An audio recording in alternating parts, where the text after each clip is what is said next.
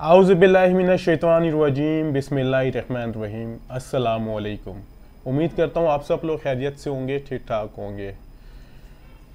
मैं जो वीडियो बना रहा हूँ वो बना रहा हूँ यूके से रेलिवेंट। काफ़ी टाइम हो गया था, मैंने इस बारे में वीडियो नहीं बनाई थी। काफ़ी ज़्यादा मैं सक्सेस भी रही, लेकिन कुछ प्रॉपर मैं इस वीडियो को या इस कंटेंट को टाइम नहीं दे पा रहा था। काफ़ी ज़्यादा काम में बिज़ी थे। मैं बात कर रहा हूँ यूके वीज़ा रिफ्यूज़ल से रेलिवेंट। काफ़ी लोग मेरे पास काफ़ी कॉल्स आई थी। मैं आप पहले एग्जांपल कोट करता हूँ। मुझे कल एक या परसों कॉल एक आई सियालकोट से, फैसलाबाद से। वो कोई क्लाइंट थे, वो कह रहे थे जी कि मेरा वीज़ा रिफ्यूज़ हुआ। मैं अपने कंसल्टेंट के पास गया, कंसल्टेंट ने कहा जी कि इसकी तो होती ही नहीं है, ऐसा होता है वैसा होता है, ये यूके से होती है, यूके का लॉयर करता है, 3000 पाउंड वो लेगा, 1000 पाउंड वो लेंगे, यानी आपको 4000 पाउंड होंगे।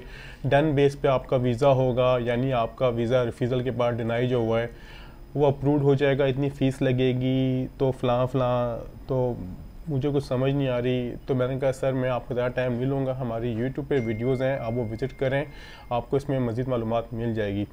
लेकिन जो स्टोरी शॉर्ट सी है वो यही है कि इसकी इतनी फ़ीस नहीं लगती जितनी उन्होंने बता दी है। और दूसरी बात ये कि वो श्योरिटी दे रहे हैं, गारंटी दे रहे हैं, तो वो बहुत अच्छी बात है। ऐसा कुछ नहीं होता, ना ही तो वो होम ऑफिस में बैठे हुए, ना ही तो वो कोई वीज़ा ऑफिसर हैं कि वो आपको वीज़ा ग्रांट कर देंगे 4000 पाउंड लेके। यानी आप लोग जो क्लाइंट्स हैं वो उस चीज़ से मोहतात रहें कि ऐसा कुछ नहीं होता।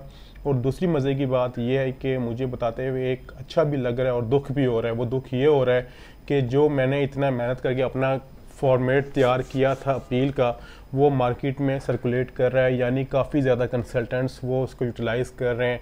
अब आप लोग ये भी सोचोगे कि जी कि मुझे किस तरह पता, वो इस तरह पता है कि जब हमारे पास कोई एक चीज़ आती है तो हम उसको जब कंपेयर करते हैं तो पूरा का पूरा हमारा ही होता है। लेकिन वो कहते हैं ना कि कंप्लीट आप नहीं कर सकते। कब तक नहीं कर सकते? क्योंकि इसको मैंने तैयार किया, मुझे पता है उसमें क्या कुछ डाला गया, क्या कुछ डालना है, क्या लिखना है। कॉपी पेस्ट करने के लिए भी अकल चाहिए होती है, जो शायद इतनी नहीं है। बहरहाल मैं अभी पॉइंट पे आता हूँ कि अब ये होता है कि अगर आपका यूके का वीज़ा रिफ्यूज़ हो जाए या डिनाई हो जाए तो उसके बाद क्या हो सकता है? उसके बाद पैप हो सकती है। पैप कहते हैं प्री एक्शन प्रोटोकॉल को। उसे काफ़ी लोग कहते हैं ये अपील नहीं होती। चलो जी मान लेते हैं अपील नहीं होती, लेकिन फिर ये पैप को क्या कहते हैं आसान लफ्ज़ में, ये भी मुझे ज़रूर बताइएगा।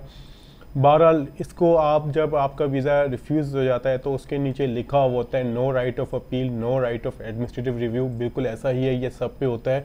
ये किसी ख़ास कैटेगरी में नहीं होता या किसी ख़ास बंदे के लिए नहीं होता, ये सब पे लिखा जाता है कि आप अपील नहीं कर सकते, राइट ऑफ अपील नहीं है, लेकिन आप इसके लिए पैप कर सकते हैं। प्री एक्शन प्रोटोकॉल होता है। अब सवाल यहाँ पर आता है कि यहाँ पर दो परफॉर्मा होते हैं, दो चीज़ें होती हैं। एक तो काफ़ी क्लाइंट्स ये भी कहते हैं, कंसल्टेंट्स ये भी कहते हैं जी पी परफॉर्मा आपको डाउनलोड हो जाएगा गूगल से, आप उसको फिल करके भिजवाएंगे फ़लाँ एड्रेस पे, ऐसा वैसा होगा। मैं उस पर काम नहीं करता। मेरा एक अपना एक फॉर्मेट है जिसको मैं यूटिलाइज़ करता हूँ, जिसको मैं टाइप करता हूँ, मेरी टीम मेरी मदद करती है, हम सब मिलकर लेके चलते हैं, हम उसको फॉरवर्ड करते हैं। ठीक है, जब आप इसको ईमेल कर देंगे तो आपको इसका आंसर आता है 14 डेज़ में, 14 दिनों में। अब इसके जवाब 3 आ सकते हैं। पहला जवाब आ सकता है अपना पासपोर्ट आप दोबारा जमा करवा दें, हमसे मिस्टेक हुई। सेकंड आ सकता है हम इसको डिनाई कर रहे हैं, हम इसको रिफ्यूज़ कर रहे हैं, यानी आपकी अपील भी इन्होंने आपकी पैप भी इन्होंने डिनाई कर दी, रिफ्यूज़ कर दी। And third one last one एक ये होता है 3 मंथ्स रिकन्सिडरेशन। अब 3 मंथ्स में क्या करते हैं, वो आपके डॉक्यूमेंटेशन दोबारा वेरीफाई करते हैं, दोबारा असेस करते हैं, हमसे कहाँ मिस्टेक हुई। लेकिन ये आपके लिए एक पॉजिटिव ही होता है, क्योंकि अगर उन्होंने आपको असेस ना करना होता तो आपको फर्स्ट टाइम में ही वो डिनाई कर देते 14 डेज़ में, लेकिन आपसे टाइम मांगा है तो वो ये आपके लिए एक पॉजिटिव साइन है। अब लोग ये भी पूछते हैं जी कि 3 मंथ्स का टाइम तो ले लिया, अब इसका जवाब कितने अरसे में आएगा भी या नहीं आएगा, और क्या आएगा। देखिए अब आपको इसके फ़ायदा क्या होता है मैं आपको वो बताता हूँ। पहले अब आप ये देखें इसका जवाब कितने अरसे में। हमारे से ऐसा एक्सपीरियंस भी है कि एक क्लाइंट हमारे साइप्रस के, तुर्की साइप्रस के, उनका जवाब 5 डेज़ में भी आया। 3 मंथ्स रिकन्सिडरेशन के बाद 5 दिनों में, यानी 5 डेज़ में उनकी अपील वीज़ा लगकर आ गया रिफ्यूज़ल के बाद। और एक हमारी ऐसी एग्जांपल भी है कि मीरपुर के ही क्लाइंट हैं, यूनिवर्सिटी में हैं, ऑफिस बॉय की जॉब करते हैं, उनका वीज़ा 8 महीने के बाद ग्रांट हुआ। एक ऐसी एग्जांपल हमारे पास मौजूद है कि जो हमारे क्लाइंट हैं लाहौर के, 21 साल के, ठीक है, जिन्होंने अगर आपने हमारी फेसबुक पेज पर फॉलो किया, हमने लगाया था क्लाइंट अपील करके भूल गया, उनका जवाब 3.25 महीने के बाद आया और उनको याद भी नहीं थी कि मैंने अपील की या नहीं, वो उस पर इतनी अटेंशन नहीं दिए थे। यानी एग्जाम्पल बहुत ज़्यादा मौजूद है हमारे ऑफिस में। हमारे बहुत ज़्यादा वीज़े ग्रांट हुए अपील्स पे, बेहद इंडियन क्लाइंट्स के भी हुए, श्रीलंकन क्लाइंट्स के भी हुए, बांग्लादेशी क्लाइंट्स के भी हुए, कीनिया क्लाइंट्स के भी हुए, यानी बहुत ज़्यादा हमारे वीज़े अल्हम्दुलिल्लाह हमारे ग्रांट हुए, अपील्स पे हुए। ज़रूरी नहीं है कि हमारे ऑफिस से ही रिफ्यूज़ हुए, लेकिन वो अगर उन्होंने किसी से सर्विस ली, उनका वीज़ा रिफ्यूज़ हुआ तो उन्होंने हमसे सर्विस ली पैप की प्री एक्शन प्रोटोकॉल की। अब ये आता है कि जो सवाल अभी हम आपसे बाद में करता है कि 3 मंथ्स के बाद वो आपके डॉक्यूमेंटेशन में क्या असेस करते हैं। वो आपके डॉक्यूमेंटेशन में असेस ये करते हैं कि आपने उनको जो चीज़ें डिक्लेयर की हैं, आपने जो उनकी गलती उनकी बताई है, क्या वो वाकई ठीक है, एक्यूरेट है। अगर तो वो एक्यूरेट है, उनसे मिस्टेक हुई, तो आपको वीज़ा वो ग्रांट कर दें, कहेंगे अपना पासपोर्ट जमा करवाते हैं। इसके बाद कोई एम्बेसी की फ़ीस नहीं होती, कोई इसके एक्स्ट्रा चार्जेस नहीं होते, कोई आपको अपॉइंटमेंट लेने की ज़रूरत नहीं पड़ती। आप जस्ट वो प्रिंट निकाल के वो ले जाते हैं, अपना पासपोर्ट जमा करवा देते हैं। जो आपसे रेलिवेंट जारी होती है, जिस मुल्क की, जिस सिटी की, जहाँ अपने बायोमेट्रिक दिए होते हैं, वहाँ अपना केस जमा, पासपोर्ट जमा करवा देते हैं अपील के लिए। फिर आपका अपील वीज़ा लगे, आपका आ जाता है, फिर आप ट्रैवल कर सकते हैं। अब काफ़ी लोग ये भी सवाल पूछते हैं जी कि अगर हम लोग अपील करेंगे तो हमारे जो ट्रैवल डेट्स हैं वो गुजर गई हैं, हमारा जो ट्रैवल प्लान था वो गुजर गया, तो इस पर असर पड़ेगा?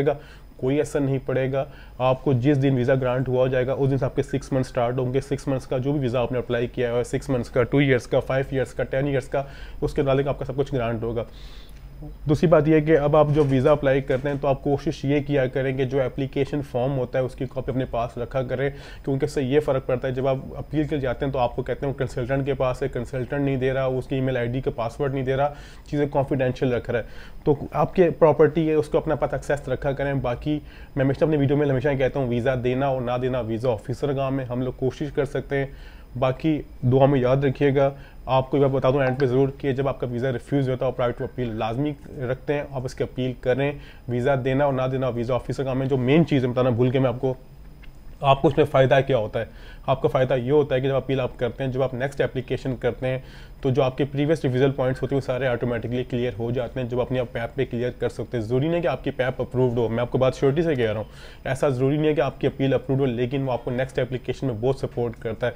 अब आपका वीज़ा रिफ्यूज़ हुआ, very next application, fresh application कर लेते हैं जी कि मैं उसको क्लियर कर दूँगा, वो आपका वीज़ा 95% रिफ्यूज़ होगा। रिफ्यूज़ होगा क्योंकि आपके प्रीवियस रिफ्यूज़ल पर आपने उसको पॉइंट्स क्लियर नहीं किए। तो ये थी इन्फॉर्मेशन मैं डिस्कस करना चाह रहा था, शेयर करना चाह रहा था। बाकी आपसे तो मुलाकात होती रहेगी वक्तन वक्तन। अपना ख्याल रखिएगा, दोबारा मुलाकात होगी। बहुत शुक्रिया, खुदा हाफिज़।